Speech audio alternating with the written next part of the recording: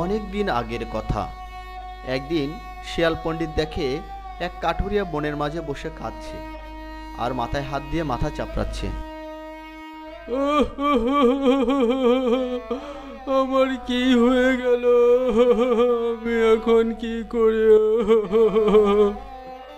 কাঠুরিয়া ভাই, এই জঙ্গলের মাঝখানে বসে এভাবে কাঁদছো কেন? কি হয়েছে তোমার?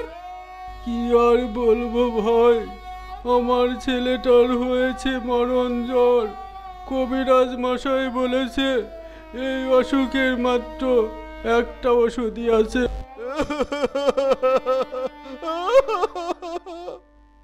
কি সেই ঔষধ যার জন্য তুমি এত কান্নাকাটি করছো?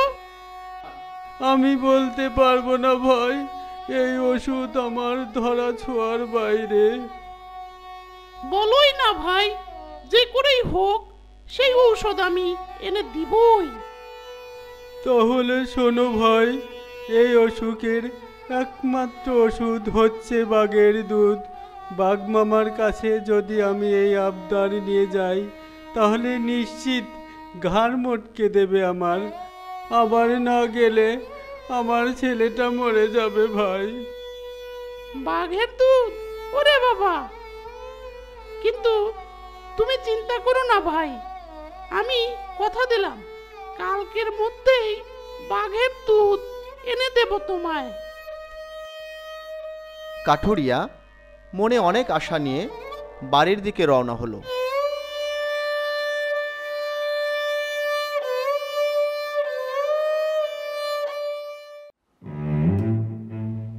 বাঘ মামা, বাঘ মামা, একটা দারুণ খবর আছে।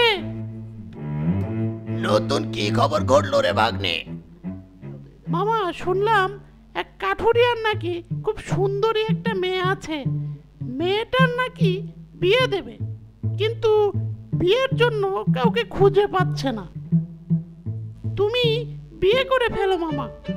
মেয়েটা নাকি সেই রকম রূপবতী, পুরো রাজ্য জুড়ে মেয়ের রূপের গুণগান। কি যে বলিস ভাগ্নে, কত বীর আছে এরকম রূপবতীকে বিয়ে করার জন্য। তোমার কথা ঠিক আছে মামা, কিন্তু দেনমোহর শুনে কেউ সাহস করছে না। কি এমন দেনমোহর রে হতচ্ছাড়া?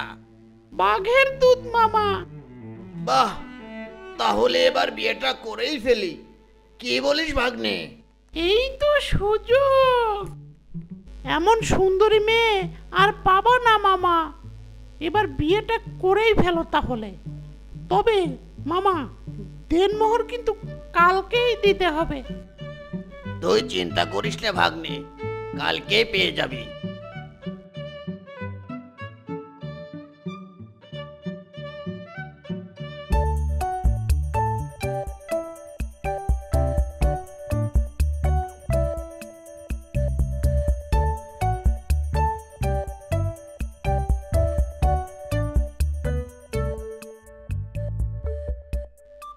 এই নে শিয়াল দুধ, অনেক কষ্ট করে জোগাড় করেছি রে। ধন্যবাদ মামা, আমি যত তাড়াতাড়ি সম্ভব তোমার বিয়ের ব্যবস্থা করছি। বাঘের কাছ থেকে দুধ নিয়ে শিয়াল পণ্ডিত কাঠুরিয়ার বাড়ির দিকে রওনা দিল।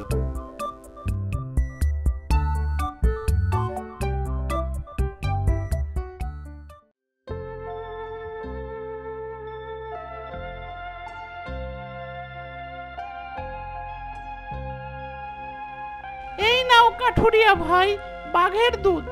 তোমার ছেলেকে খাইয়ে সুস্থ করো। মালিক, তোমার দয়া। আমার এ উপকার করার জন্য ধন্য তুমি শিয়াল পণ্ডিত। বাঘের দুধ খাওয়ানোর পর কাঠুরিয়ার ছেলেটি সুস্থ হয়ে উঠল। সবই তো ঠিক আছে ভাই, কিন্তু ঘটনা তো অন্য জায়গায়। আমি তো বাঘকে বোকা বানিয়ে দুধ নিয়ে আসছি। তাহলে এখন বাঘের হাত থেকে কিভাবে বাঁচা যায়? আমার মাথায় একটা বুদ্ধি এসেছে।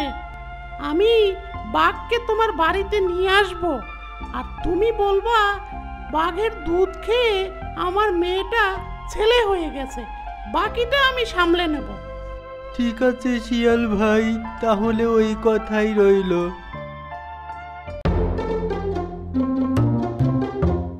কয়েকদিন পর বাঘ মামা শিয়াল পণ্ডিতের বাড়িতে রাগে ফুঁসতে ফুঁসতে আসে।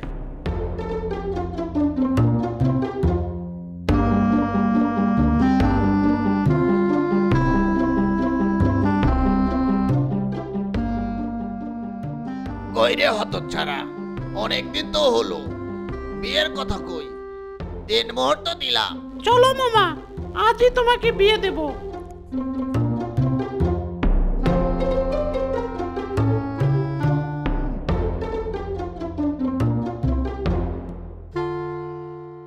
ওরে বাবা, আমার মেয়েটা ছিল রূপবতী, কি এমন বাঘের দুধ খাওয়ালো যে দুধ খেয়ে আমার মেয়েটা ছেলে হয়ে গেল? হতচ্ছাড়া বাঘটা আসুক সামনে, আজকে ওর খবর আছে। মামা, ঘটনা তো উল্টা হয়ে গেল। তুমি কি এমন দুধ দিছো মামা, কাঠুরিয়ার মেয়েটা যে ছেলে হয়ে গেছে? দৌড় দে ভাগ্নে, দৌড় দে, বেঁচে থাকলে আরো বিয়ে করতে পারবো। দৌড় দে।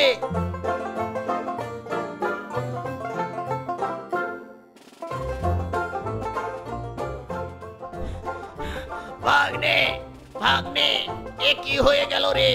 বাঘের দুধ মামা, বাঘের দুধ। এত শক্তি যে কাঠুরিয়ার মেয়ে ছেলেতে পরিণত হয়ে গেল। আমি আর কোনোদিনও বিয়ের জন্য বাঘের দুধ দেন মোহর দেবো না ভাগ্নে। চল এবার বাড়ি যাই।